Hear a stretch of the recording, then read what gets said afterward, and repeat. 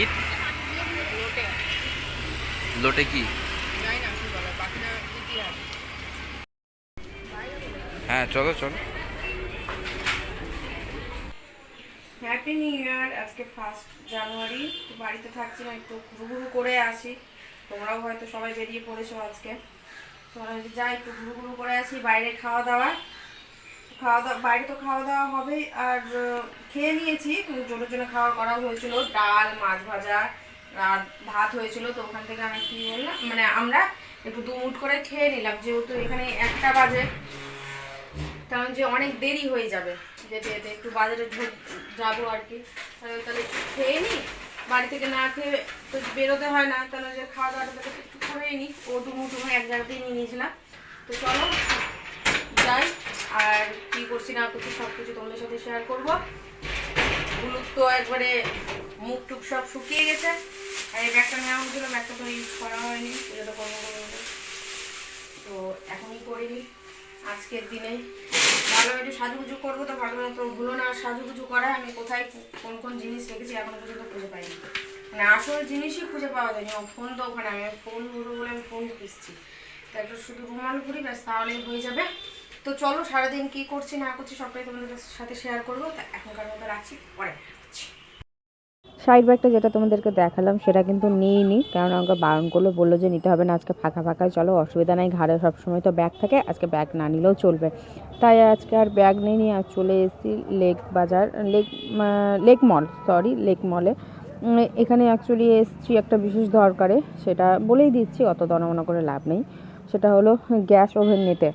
তো আমার গ্যাস ওভেনটা এত প্রবলেম দিচ্ছে কি বলবো। এর আগের তারিখে যখন আসলাম তখন এত দাম কম ছিল, তোমাদেরকে কি বলবো, ধারণার বাইরে, আমি সেটা ভাবতে পারিনি দাম।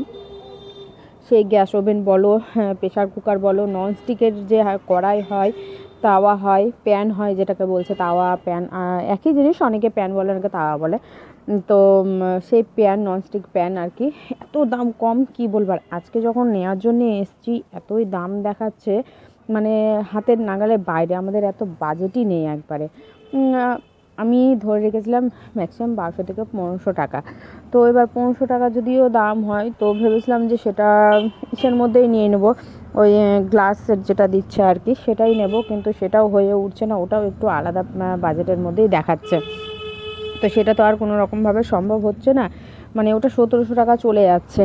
তো 1500 টাকা ধরে রাখলেও তাও মনে হচ্ছে যে অনেকটাই বেশি। আর নর্মালি আমার ঘরে যেই গ্যাস ওভেনটা আছে সেই গ্যাস ওভেনটার আর দাম নিয়েছে আমার কাছ থেকে 600 টাকা। আমি যখন নিয়েছিলাম আজ থেকে প্রায় 6 বছর আগেকার কথা। সে এখন দাম বাড়তে পারে, 200 টাকা দাম বাড়তে পারে, আমি ধরে নিলাম 200 টাকা দাম বাড়তে পারে, কেন ওগুলোর দাম একেবারেই নয়। কারণ কিছুদিন আগে যখন আমি মালদাতে ছিলাম তখনই আমি দাম জিজ্ঞেস করছিলাম, তখনও সেম দামই ছিল 650 টাকা, আমি 600 500 টাকা, মানে 500 বলছি, 50 টাকা দামটা বেশি বলা হয়েছিল। তো দাম বাড়তেই পারে, তা বলে এত টাকা দাম, এখানে তো আরও জিনিসের দাম কম হবে কলকাতায় আমার যতটা ধারণা।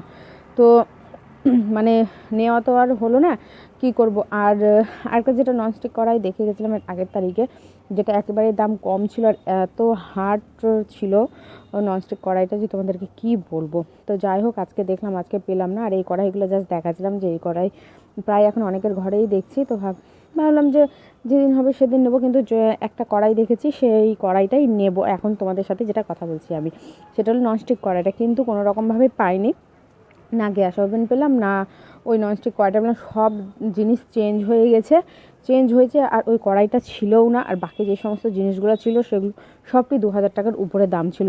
আর চলে এসেছি জুডিওতে আবারও, তো বললো নিউ ইয়ারে কিছু তো দিতে হবে, তাই আমাকে দিতে এসছে, বলে চলো তোমাকে দিয়ে দিই। তো এই যে, তো ট্রায়াল দিলাম, সেটা দেখতেই পেলে, ওটা নিয়ে নেব, ওটা নিয়েছি আমি। আর আরও 2-1টা জিনিস হবে যেটা আমি পরে তোমাদেরকে দেখাবো। এর সঙ্গে হয়তো আমি দেখাতে পারছি না বা পারবো না, আমি তাও বলতে পারছি না, যদি হয় আমি অবশ্যই তোমাদের সাথে শেয়ার করব। আর এখানে চলেছি জোরের জন্য কিছু জিনিস নিতে, জোর কিছু নয়, মানে একটা টেডি জাস্ট নেব, আর টাইম পাসের জন্য ওর জন্য কিছু একটা নেব। তো ঠিক আছে, তো চলো, ওরটা পছন্দ করে নিয়েছে। আর আমিও এদিকে, আমারও নামা হয়ে গেছে, তো আমি এখন বেরিয়ে পড়বো আর কি। ওর জন্যে জিনিস দেখতে দেখতে, মানে যেটা পছন্দ সেটা হলো সাইজের হচ্ছে না, আর যেটা হচ্ছে ওটা অনেকটা বড় হয়ে যাচ্ছে, তো কিছু করার নেই। যেটা নেওয়া হয়েছে সেটা ওর হাতে তোমরা দেখতেই পেলে।